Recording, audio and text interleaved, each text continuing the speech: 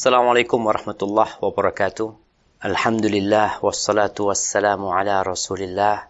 Segala puji bagi Allah Jalla Jalaluh. Salawat dan salam semoga senantiasa tercurahkan untuk baginda Nabi kita Muhammad alaihi salatu wassalam. Amma ba'd, kaum muslimin, khususnya anggota GIS, grup Islam Sunnah, yang semoga dirahmati oleh Allah Jalla Jalaluh.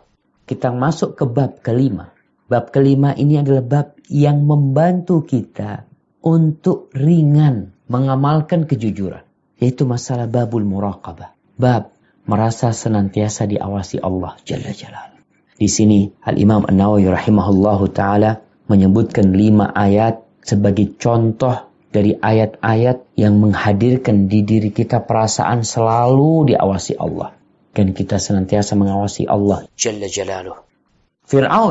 Fir'aun yang begitu zalimnya. Bayi-bayi laki-laki disembelih sama dia. Yang perempuan dibiarkan hidup kemudian diperbudak oleh Fir'aun dan kaumnya. Bani Israel. Allah menceritakan tentang kesombongan dia. Ibni li sarhan mengatakan kepada Haman, bangunkan buat aku bangunan yang tinggi. Di surat Ghafir ayat 35-37. الذين يجادلون في آيات الله بغير سلطان أتاهم كبر مقتا عند الله وعند الذين آمنوا كذلك يطبع الله على كل قلب متكبر جبار وقال فرعون يا هامان ابن لي صرحا لعلي أبلغ أسباب السماوات فأطلع إلى إله موسى وإني لأظنه كاذبا وكذلك زين لفرعون سوء عمله وصد عن السبيل وما كيد فرعون إلا في تباب. Yaitu orang-orang yang memperdebatkan ayat-ayat Allah tanpa alasan yang sampai kepada mereka. Amat besar kemurkaan bagi mereka di sisi Allah dan di sisi orang-orang yang beriman. Demikianlah Allah mengunci mati hati orang yang sombong dan sewenang-wenang. Dan berkatalah Fir'aun, hai Haman, buatkanlah bagiku sebuah bangunan yang tinggi supaya aku sampai ke pintu-pintu. Yaitu pintu-pintu langit, supaya aku dapat melihat Tuhan Musa, dan sesungguhnya aku memandangnya seorang pendusta. Demikianlah dijadikan Fir'aun memandang baik perbuatan yang buruk itu, dan dia dihalangi dari jalan yang benar, dan tipu daya Fir'aun itu tidak lain hanyalah membawa kerugian. Allahu Akbar. Tuh Fir'aun. Apa yang terjadi dengan Fir'aun? Bagaimana matinya Fir'aun dan bala tentaranya yang sombong, yang membuat kerusakan di muka bumi ini? Mati dengan air. Subhanallah, kesombongan mereka menutupi hati mereka. Ketika Bani Israel melewatin jalan-jalan yang 12 di lautan tersebut. 12 jalan dibikin mereka jalan. Nggak mikir sama sekali tentang kebesaran Allah. Jadi tutup hati. Ini kok bisa seperti ini lautan? Seharusnya mereka beriman. Tapi memang berat ya. Kesombongan ini menutup batarul haqqi wa ghamtun nas. Menolak kebenaran dan meremehkan orang. Meremehkan orang. Ketika tukang-tukang sihir Fir'aun masuk Islam karena melihat kebesaran Allah. Fir'aun yang ngundang tukang sihir, ternyata tukang sihirnya masuk Islam. Melihat kebesaran Allah.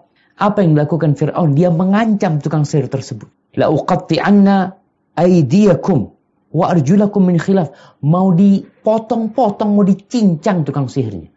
Kaki tangannya mau dipotong-potong. Mau disalib mereka. Bukannya malah beriman. Maka ingat bahwasanya inna rabbaka labil mirsad.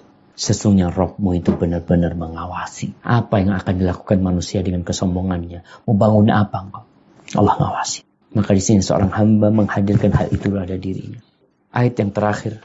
يعلم خائنة الأعين وما تخفي الصدور Dia mengetahui pandangan mata yang khianat dan apa yang disembunyikan oleh hati. Allahu Akbar. Ini surat Al-Mu'min atau surat Ghafir ya. Surat Mu'min ini memiliki nama lain surat Ghafir. Kadangkala kita memandang sesuatu, apalagi sekarang nih, dengan adanya kacamata hitam nih. Orang kadangkala lagi duduk ya, seakan-akan dia sedang memandang ke depan. Padahal matanya sedang melirik ke samping. Allah tahu. Mungkin kau merasa orang-orang gak ada yang tahu apa yang sedang kau pandang. Ada orang yang memandang kemaksiatan dengan penuh kebencian. Dia lihat kemaksiatan tersebut. Matanya melihat. Tapi ada orang yang sama memandang sebuah perbuatan dosa yang dilakukan. Tapi tidak ada kebencian di hatinya. Allah tahu dengan pengkhianatan mata tersebut. Wa ma tukhfis sudur. Dan apa yang disembunyikan dalam hati. Subhanallah jemaah. Kita kadang-kala punya sahib. Yang kau melihat mata dia memandang kita seakan-akan dia orang baik. Tapi ternyata dia menyimpan sesuatu di hatinya. Menginginkan keburukan buat kita. Allah tahu. Kadang-kala kita datang nih, ketawa, senyum, ya ahlan wa sahlan, kaif hal, asak, bekhair, macam-macam. Padahal dia menyembunyikan sesuatu keburukan di hatinya. Kita nggak perlu khawatir. Kenapa Allah tahu? Dan kita pun hati-hati. Allah tahu dengan apa yang antum sembunyikan. Pengkhianatan mata dengan apa yang di hati Allah tahu. Ada sebuah doa yang dibaca oleh Nabi Daud alaihissalam. Atau juga diriwayatkan kepada Nabi kita alaihissalam bahwa Nabi berlindung dari 5 perkara. Salah satunya adalah wa min khalilin makirin.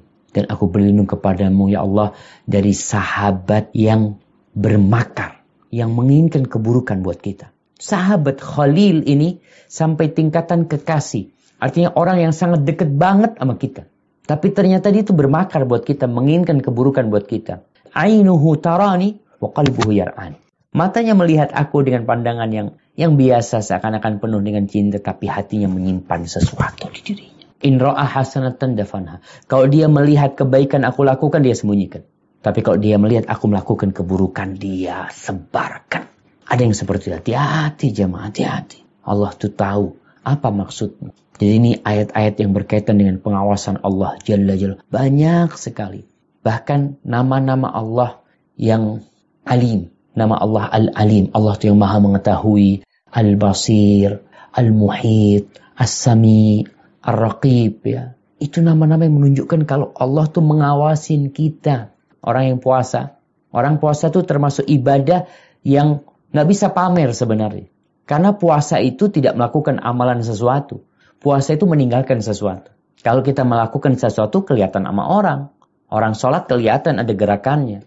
Orang sedekah kelihatan dia memberikan sesuatu. Tapi orang yang puasa enggak. Dia enggak melakukan apa-apa.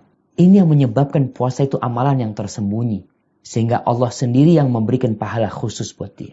Sehingga kalau ada orang yang riak dengan puasanya, maka sangat konyol sekali. Karena sejatinya ibadah puasa itu ibadah yang tersembunyi. Istrinya mungkin enggak tahu dia sedang puasa. Pagi berangkat kerja. Bang, enggak sarapan bang. Aduh gampang lah nanti. Berangkat ke tempat kerjanya. Ulang sore. Mungkin orang di tempatnya nggak tahu mereka sedang puasa. Mungkin dia sudah makan di luar, di kantin atau di mana. Pulang kerja mau maghrib sampai rumah, dia bikinkan teh deh atau apa. Dia minum. Teh itu jadi berbuka dia. Nggak ada yang tahu cuma Allah Jalla Jalla. Maka di sini ibadah puasa adalah ibadah yang mengatih kita untuk menghadirkan muraqabatullah. Dan Allah mengatakan dalam hadis qudsi, kullu amal ibni Adam lahu illa shaum fa innahu li. Semua amalan anak Adam tuh hitungannya untuk dia, sudah ada hitungannya. Udah disebutkan. 1 jadi 10, 10 jadi 700. Kecuali puasa. Fa innahu li. Puasa itu untuk aku. Milikku. Wa ana azzibihi. Aku yang akan kasih pahala. Hitungannya ada di sisi Allah. Kenapa? Fa innahu taraka syahwatahu wa ta'amahu wa syarbahu min ajli. Dia meninggalkan makan, minum syahwatnya karena aku. Maka inilah sebuah keutamaan puasa ya. Paling enggak kita bisa melatih diri kita untuk senantiasa diawasi Allah. Ketika di kamar, kita bisa ambil air minum. Kunci kamar, ambil air minum. Bisa melakukan itu. Tapi kenapa kita tidak melakukannya? Karena kita tahu, kita berpuasa untuk Allah dan Allah mengawasin kita. Jamaah rahimakumullah, itu yang bisa kita kaji. Semoga ilmu yang kita kaji hari ini berguna buat kita dan bisa kita amalkan dalam kehidupan kita. Dan semoga Allah menerima amalan kita. Sampai berjumpa kembali. Barakallahu fiik. Wassalamualaikum warahmatullahi wabarakatuh.